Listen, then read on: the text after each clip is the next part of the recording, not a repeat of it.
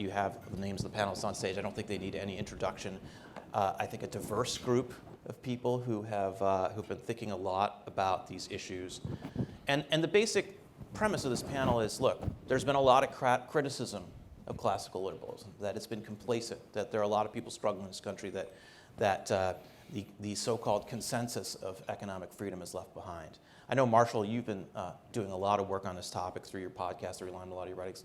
Tell us about it. What's your take?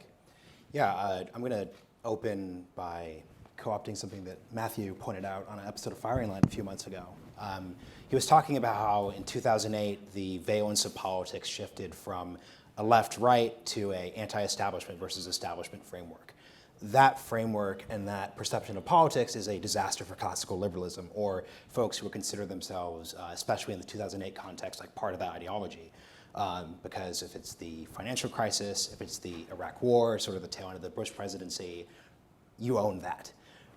The advantage that anyone who identifies with classical liberal principles has today is that the status quo has virtually nothing to do with classical liberalism. It has nothing to do with the insights. This panel talks about social toleration, empiricism, individual and economic freedom. That would not describe any of the problems of the status quo. So that's the thing that I'm particularly interested in. The biggest issue that I think illiberalism faces right now is that illiberal thinking and frameworks had something valid to add in the year 2015. I really struggle to think about what the value add at this point is. Got it. Matt, you're a scholar of these things. You just published a new book called The Right. How do you see this evolution? Sure, and thank you, Avik and FREOPP, for hosting us, and thank you, Marshall, for quoting me. That's very nice to start a panel with someone else quoting you. I want to kind of define our terms. There's a lot of confusion about what liberalism is, and I think that many of the thinkers that you quoted, Avik, in your opening speech refuse to make distinctions. This panel is about what has classical liberalism, or who has classical liberalism, left behind. Now, classical liberalism implies a distinction between the old and the new.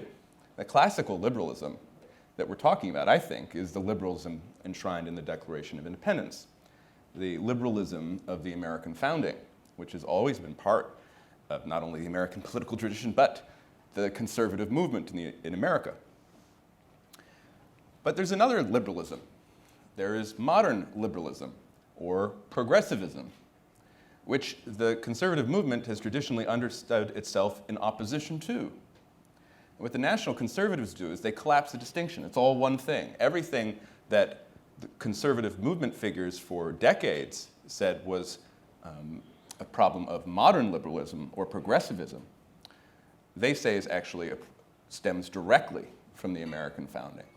So I think we have to make this distinction clear, that what conservatives, responsible figures on the center right defend is the liberalism of the American founding, which was one component of the founding. We also have to recall that the liberalism of Jefferson, such as it was, operated within the context of republicanism, small r, right? An idea of civic virtue, that the people needed to be virtuous in order to have the capacity for self-government.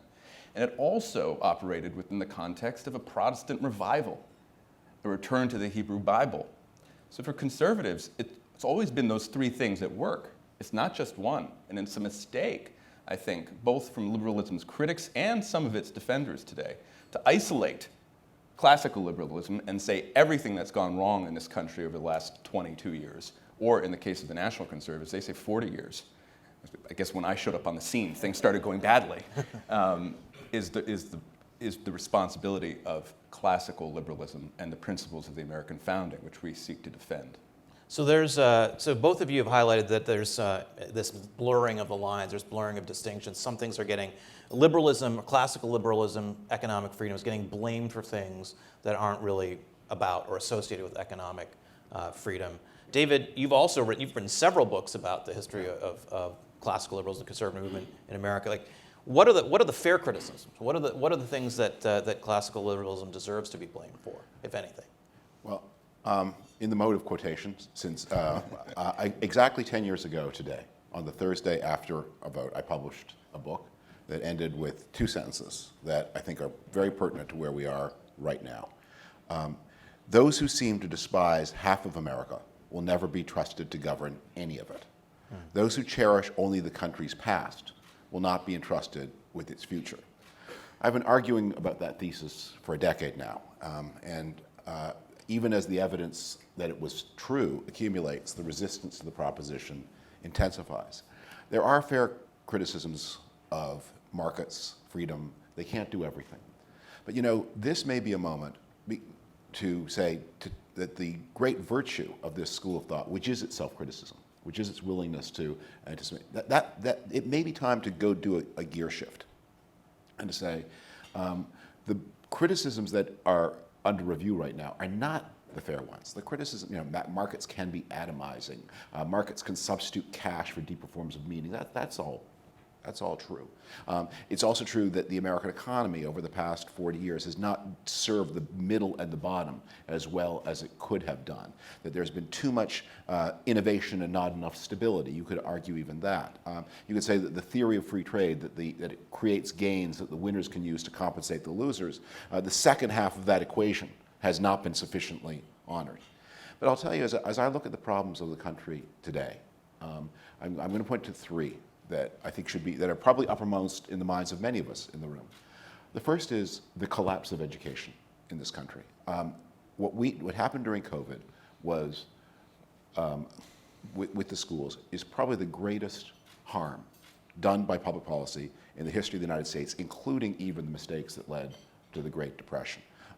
That we are going to be paying for what has been done to a generation of children for 50, 60 years. I think it's not a coincidence that the most and really only successful Republican today is the one who fought the fight, took the huge gamble, he could have been wrong, to keep the schools open in the fall of 2020.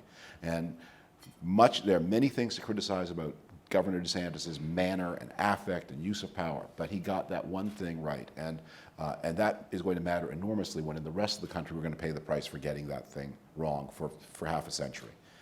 The second thing that I think we need to recommit to is the spirit of open trade.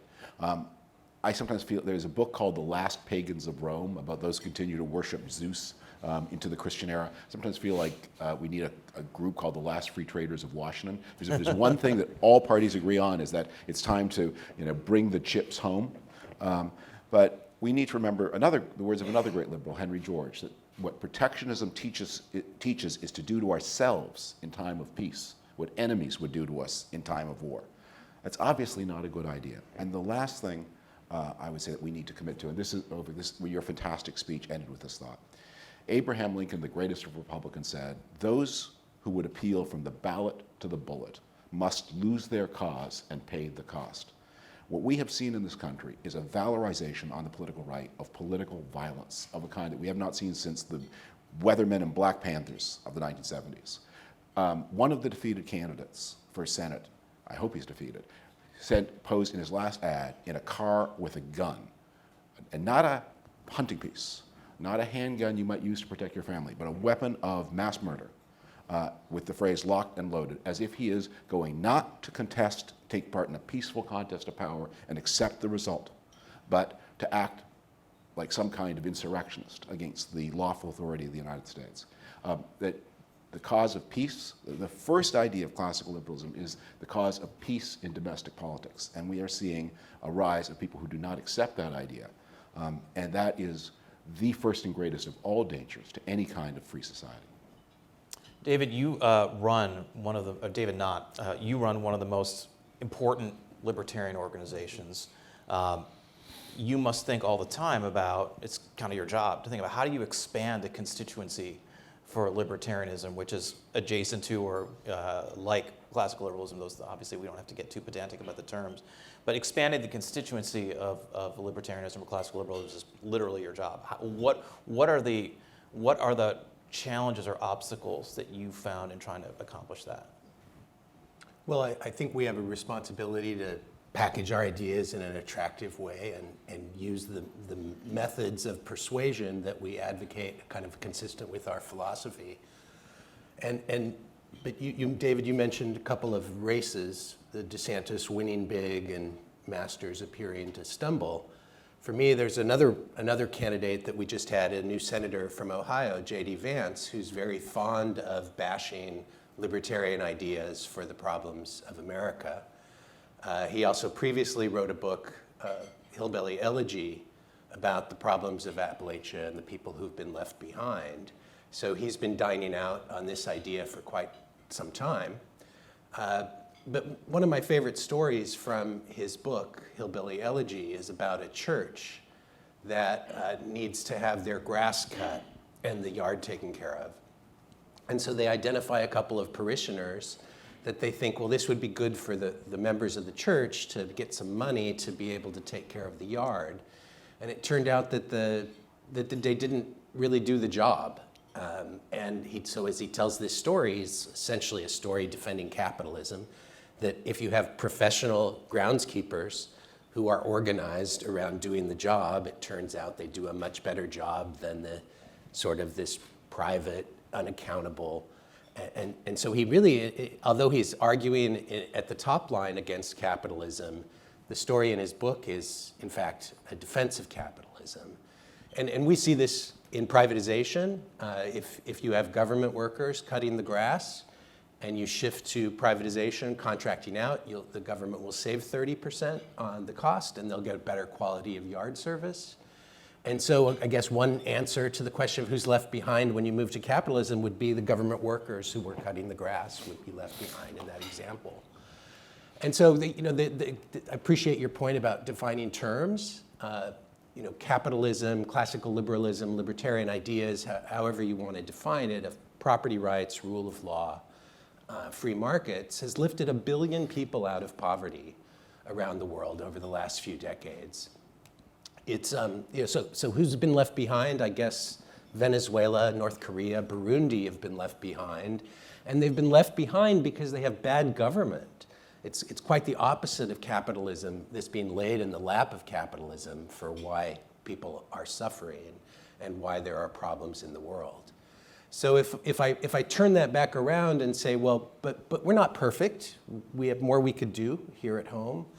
One of the books that kind of stuck with me the most it's called Life in Prison. And it's this scholar decided he wanted to do a deep investigation into this life sentences. And the factoid that stuck with me from this book is that in the United States, we have more people per capita with sentences of life in prison than any country in Europe has in their entire prison population. Let me say that again. We have more people with life in prison sentences than any European country has in prison altogether. We have on the order of 10 times more people in prison in this country per capita than any sort of Western developed country. So, and this has had a disproportionate impact on people of color. It's had a disproportionate impact on people who are struggling. And so and the engine for this has been the war on drugs. It's been a huge engine of the growth of the state, the growth of government, and disenfranchisement, not just from voting, but from jobs for a huge portion of the population. And so if we want to look at where there's room or opportunity to repair things of people that have been left behind, I think that's certainly one we could address. And we will have a session later on policing reform and criminal justice, so if you're around, stay tuned for that.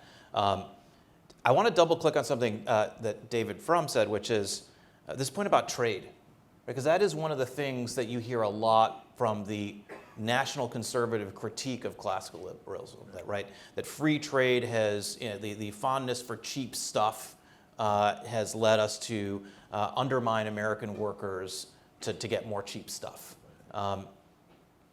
And I think, as you said, David, there is a degree to which if there's a plant in a small town in Ohio that has moved to Mexico or moved to China and those workers are unemployed, that small town, it's hard for that small town to recover, right? Because there's an impact if that one employer is the largest employer in that community, that you just, economics doesn't really, free market economics doesn't just solve it overnight, right? There is a social dislocation that happens. So how do we solve that problem? Marshall, have you thought about that? Like, is it simple as trade wars, or is there some way to actually remedy the dislocation that comes from trade. Yeah, so I want to kind of respond to something David said, though, in bringing up the trade point, because I think it gets at the political difficulty. I think this also applies to your comments as well, David. I'm interested in the political side of these questions. I'm not a policy expert. I'm not a scholar. I talk to people and try to intuit from there. David, David Frum, I don't understand why you brought up semiconductors as the case of Nat Cons trying to bring things home. Because when it comes to national security vulnerabilities, given the precariousness of our relationship with China, I think framing the free trade debate as one between Nat Cons who want to ensure America isn't reliant on Taiwanese microchips versus free traders who think that we're going to kind of work it out, I don't think that's a politically helpful point. I think there's a miscategorization of microchips, semiconductors, et cetera, as just being another good that could be traded versus just something that's critical to our national security. So I would really caution giving NatCons who are not serious about the microchip question the win of framing them as the ones who are concerned about that, quote unquote. I brought it up as Congress has just passed a major act on the subject. So it's not a theoretical point, it's something we've actually done. It was done in the name of friendshoring, that is relocating production from China to friendly countries, but it's not friendshoring, it's onshoring. It's protectionism aimed against friends as well as potential foes. So because there's a law, that was the thing I referenced. But I think the impacts of trade are real, and especially the China shock is real, measurable, and it's had a lot of political effect. But there's something else about it that has always struck me as strange. So I have a friend who was in charge of re-economic development of a zone that included one of the most troubled towns in all of Pennsylvania. And I spent a couple of days with him touring the town and seeing what had happened. And indeed, the shock was this was a place that had been prosperous and stable and now was subject to all kinds of social problems. And the town had a museum where they had collected its history. And in the town, they had all of these banners from the town's many fraternal associations, in Serbian, in Slovenian, in Ukrainian, people who had crossed the ocean, moved thousands, and you think about what it meant to come from Ukraine or Serbia to rural Pennsylvania 100 years ago. The journey from your village to the town, the journey from the town to the port, the journey by sea to the United States, landing in the United States and then traversing from New York or Boston or Philadelphia all the way to rural Pennsylvania. And the grandchildren of people who made this journey, my grandfather moved 3,000 miles by cart and boat and steamship and train so that I would never have to move again. You're like, I don't know that your grandfather and great-grandfather would approve of that spirit. And I don't know that you can guarantee that economic activity will forever take place in exactly the same places. And for exactly the same people for whom economic activity took place in the past. And that people will be able to go on doing the same things in the same way, in the same places, maybe with slightly improved tools again and again. That strikes me as not only not an attractive idea, but not a possible idea. Now, because America is a political system that massively overrepresents rural areas, massively overrepresents massively underrepresent cities, that you're right, it becomes to say some of these things that are true becomes politically difficult because the people who know the truth are underrepresented in the political system as opposed to the people who don't. But one of the luxuries that I have as not someone who runs for office, printed way too many words ever to think about doing that, is I can say things not because they're helpful, but because they're true. Can I interject on the trade question? I think the political situation that Marshall's describing really came to the fore in 2016. And former President Trump, when he was a candidate, I think did something rather clever. He had always opposed free trade. The first time he inserted himself into national politics was an ad he placed in the New York Times in 1987. It was an attack on Ronald Reagan. Okay? From the beginning, it was a repudiation of Reagan. It was a repudiation of Reagan's foreign policy, because he said the Allies were cheating us, and there was also an attack on Reagan's trade policy, which I want to return to briefly. However, so he's always believed that. I mean, he brought the Republican Party and the changing Republican coalition to his side in 2016 by ascribing the social condition of rural America to international trade. And while I think that there's something to be said about the research into the China shock, this was more of a political move than an empirical one, right? And I think he cleverly collapsed the social deterioration of the American interior and the lack of civil society institutions David mentions, the rise and death of despair, the dark horizons that cloud many people who are living in deindustrialized America or rural America, to global trade, right, to liberalism. I actually think that the causes are a little bit different. One major cause is America's regulatory structure, which is a function of progressivism, right? Totally. One of the reasons the industries left America was that they cannot compete because of environmental regulations, labor force regulations, the tax burden. Companies will just ship jobs overseas because America makes it very hard for them to do business here. Another thing that has led to the lack of manufacturing jobs, which is a fixation now in both parties, is a decision that Richard Nixon made in 1971 to abandon the Bretton Woods system of international currency. Now, that system was declining. He had very few options. Milton Friedman thinks that his decision was the worst thing he did as president, worse than Watergate. But what it led clearly was to huge trade imbalances and flows of capital in which the United States was a victim of its own success as holding the reserve currency in the global trading system. Ronald Reagan was a principled free trader, but he also operated within a political context. He was a deep believer in free trade, and yet he often demonstrated that deep belief in the breach, right? Because he had to deal with the similar protectionist conditions that we encounter today. And I think one way, I think conservatives and people on the center right should approach the problem in a similar way as he did. Defend the idea of trade, but also recognize that because of the unusual nature of the global economy and America's position in it, we may have to bend sometimes to bring people in the coalition, to persuade them in the way that you mentioned in your opening remarks. Yeah, Matt, you brought up two really interesting concepts here. One is that there is a role for political considerations in enlarging the consensus for a broadly open trading system. And the second thing you brought up, which I think is really interesting, is, and this may be a thing where classical liberals did leave people behind, is we opened trade, we achieved all these trade agreements, but we didn't adjust our regulatory structure to enable American workers to compete with our new trading partners. And it's funny because when Bill Clinton came in after Reagan-Bush, right, one of the things he wanted to do with NAFTA was say, well, we want to make sure Mexico and Canada have the same regulations. He wanted them to increase their regulations so that American goods and services would remain competitive with Mexico and Canada. And at the time, at least, people were satisfied with that. But that seems to have been an issue throughout the last several decades, right? That less regulated trading partners have outcompeted us in certain areas. David, any thoughts on that? Yeah, I think one of the reasons that people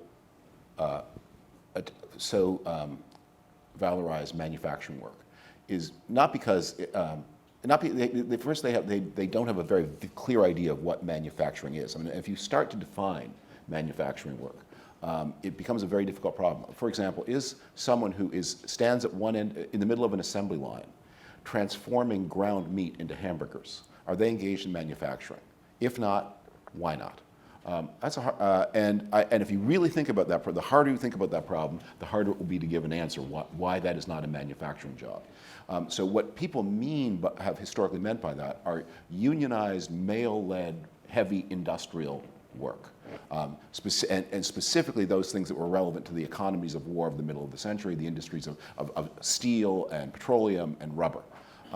But we're not going to live in 1947 forever. We just can't. Steel and rubber, all those things do become less important.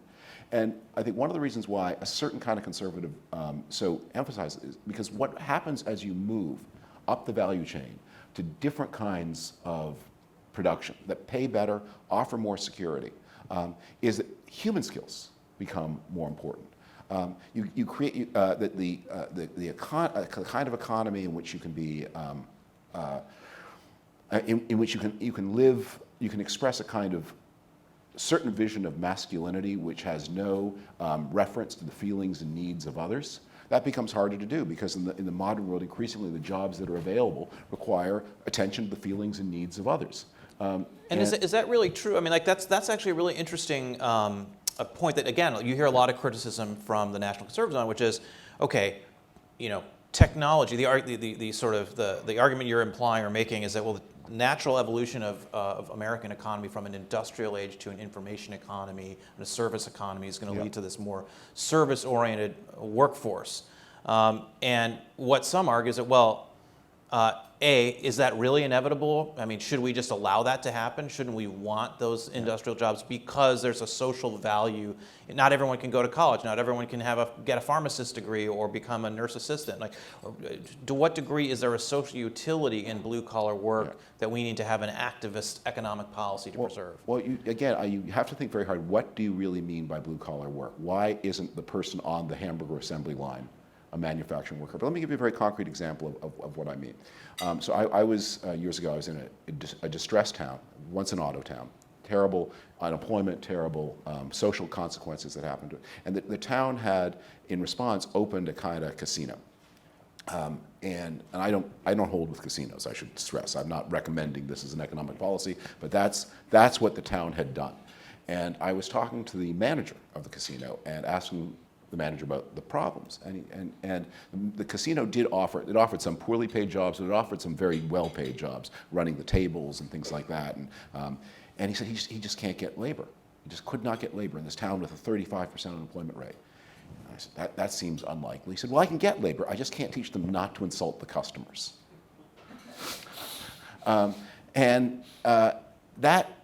So it's not about becoming a professor of anthropology instead of a blue-collar worker.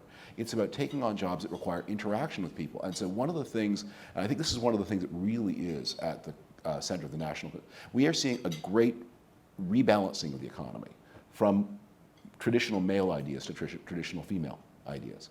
I think that's one of the things that people have noted just in the past day, the difference in the voting patterns of unmarried and married women, and a lot of people who think that people should get married to help the Republican Party have been saying, what are we going to do about this? And they never think about the problem. In the days when there was more marriage, because a man could typically count on making double or even triple what a woman of equivalent education would earn, he became a better bargain no matter how he behaved. As you equalize the sexes economically, if you're going to see marriage continue, you have to change some patterns of behavior, and that is one of the things that national conservatism at its core is about. It's not about the economy, and it's not about manufacturing. It's about the position of the male in American society, and the unwillingness to accept the challenge that some of the traditional male behaviors, are going to have to evolve as society pays more for human interaction. Let me bring up, one thing that you were bringing up gender. One thing that is also important in this conversation that David Nott, you implicitly talked about is race. When we talk about the working class and how classical liberalism has left behind the working class, it's usually a conversation about the white working class. But there are lots of people who work in this country who are white and non-white. And as you alluded to, there's a lot of people who are non-white who are not in prison that the libertarians have historically spent a lot of time on, but the broader conservative movement has often given up on the minority vote, saying, well, if you're a minority, that means you're more likely to be poor and you want more free stuff, so let's not. You hear people say that certainly there are writers who have made this argument. Well, we shouldn't even try as pro-freedom people to attract the minority vote because they want free stuff. Or they're more likely to not be in two-parent families and therefore are going to be more dissolute. And then the national conservatives say, well, the family values are really important. We should support that, and those should be our allies. Like, how do you put all that together? How do you think about the component to which classical liberalism has done right or not right by the broader American population? So I think what I'm hearing in your question is sort of the ideas piece versus the politics piece. And my interest is the ideas piece, and the political piece is going to work itself out, because the political space is about coercion, it's about violence, it's about kind of the wielding of the coercive power of the state. And so when we talk about trade, the other side of that equation is war. And we've had this incredible period of peace that has allowed this engine of trade to take place. And so by solving capitalism, by solving that problem of coercion, unleashed this great engine of advance. In terms of like race, and you've got the progressives have one set of solutions for their perception of the problems of race.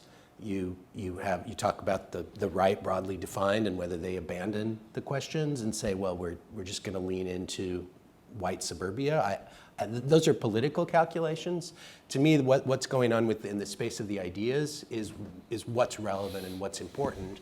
And then you hope for somebody like Reagan to come along and sell those ideas. I'm reminded of a Margaret Thatcher speech at the 50th anniversary of the Foundation for Economic Education.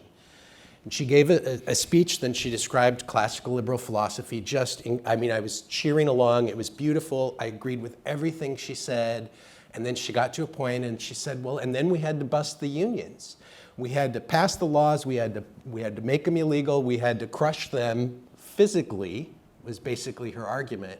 And at that point, I became a little uncomfortable because I'm much happier in the philosophical space of non-coercion and classical liberalism. She's living in the world of brutal British politics, and she had to convert those ideas into an element of violence. And that's the toggle that has to take place. And I just choose to specialize on the ideas side. I'll take the politics angle here. I think what came through in both David's comments here is that it's kind of what I was talking about at the start of this conversation. I think the status quo issue is predominant. We saw it in the numbers over these midterms. The Republican Party, even with Trump not on the ballot, is performing better with minority voters, like not majority obviously, but is performing better. So this wasn't just a Trump 2016, 2020 aberration. Therefore, when you bring in the gender politics of this, Richard Reeves has a good book on this on this recently, you just see that critics of the set of ideas we're discussing here are effectively able to frame their positioning, their frameworks as just being anti-status quo.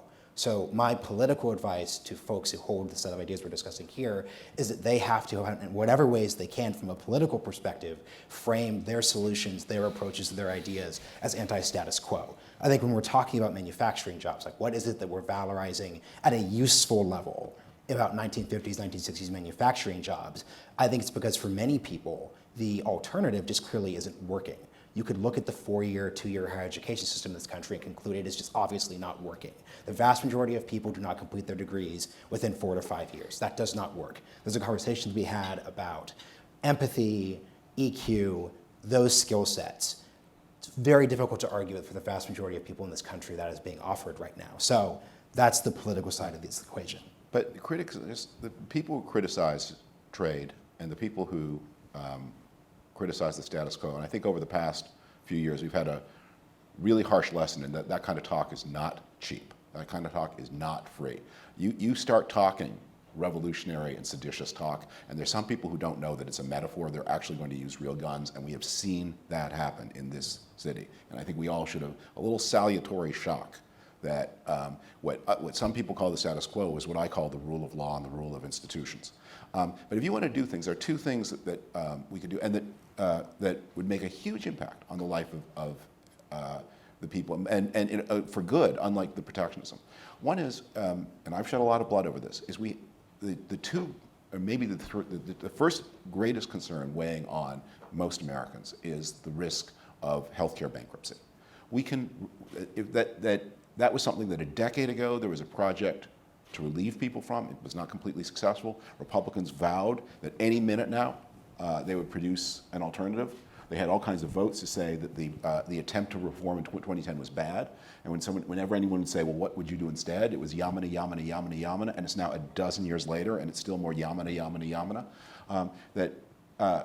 One of the reasons that people get trapped, when people can't leave, is that if they're in any kind of healthcare situation, or as often happens, if one spouse has a public sector job, which offers some kind of healthcare coverage, and the other spouse has a private sector job, and the private sector job vanishes, they cannot take the risk of moving and losing that public sector job and their healthcare coverage, especially if they have a child who has any kind of healthcare problem. And so in a new town, they're going to have to find new insurance for a child who has a pre-existing condition, and, or for a spouse who has a pre-existing condition. So if you want to make America more dynamic, if you want to encourage the growth of small industry, I mean, if you're sort of startled that French people are more likely to be self-employed than American people, the place to start is by creating some kind of meaningful health guarantee. Again, I've often argued this, that it's often said that healthcare is a right, and that introduces a juridical concept where it doesn't belong. But can we at least agree that the lack of health coverage in a country as rich as this is a great wrong? So that's the one thing to start. Well, you won't get any argument from me on that. And the second thing we need is the 2-year and 4-year college system, which does a lot of good. I mean, America is at the cutting edge of so many areas of research and science because I don't want to denigrate them. And that is a bad habit and a bad fashion. But as you said, it's true, it's failing many people. There are things we could do to make college less make or break. One of the things is you could have a national high school leaving examination. One of the things that employers look to colleges to do is to say, does this person not only have a set of skills, but does this person have a set of aptitudes? Does this person what does this person know? Well, we make it very difficult for a high school degree to communicate that information, and we have the tests that are done, the SAT and the others, measure basically glorified versions or diluted versions of IQ. They don't measure actual learning. So let's consider as national, at least state-by-state high school leaving exams that can say how numerate, how literate is the person when they finish high school. If you get a good enough score, maybe you don't need the 2-year and 4-year. Maybe you can show your employer, look, these are the skills I have at age 18, and I can now do the job you need me to do. I don't have to produce a second piece of paper at enormous cost.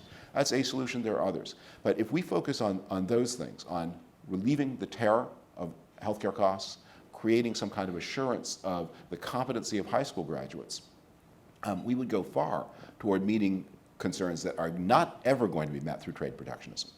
I just want to say briefly one other suggestion, which is, I mean, to the point of this panel, who has left classical liberalism? Or who has classical liberalism behind? Many people have left classical liberalism. How do we correct that? I think the big problem is no one knows what it is. They haven't been inculcated or acculturated to freedom and to what makes America exceptional and why self-government is important. In Reagan's farewell address, he says, I've revived, or you've helped me, of course, it's always you and I, together we have revived the spirit of American patriotism. He says that's one of the things he's most proud of, but we haven't instituted it.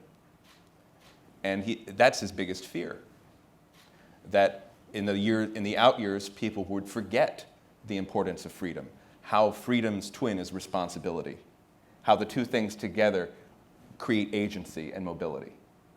And in the decades since, we have forgotten it. So I think there's one takeaway for me. I agree with both of David's recommendations to address healthcare, to address somehow a way of getting out of this 4-year college bind. We also need to do a better job of reminding young people in particular who are most drawn to these philosophies, whether they're nationalism or socialism, that America is great. It was founded on a great idea, and despite all of our weaknesses, it has considerable strengths that we can only build upon. That's a great way to close us out. I just want to thank Marshall, Matt, and the Davids. Thank you so much for being here today, opening us up today. Thank you. Thank you.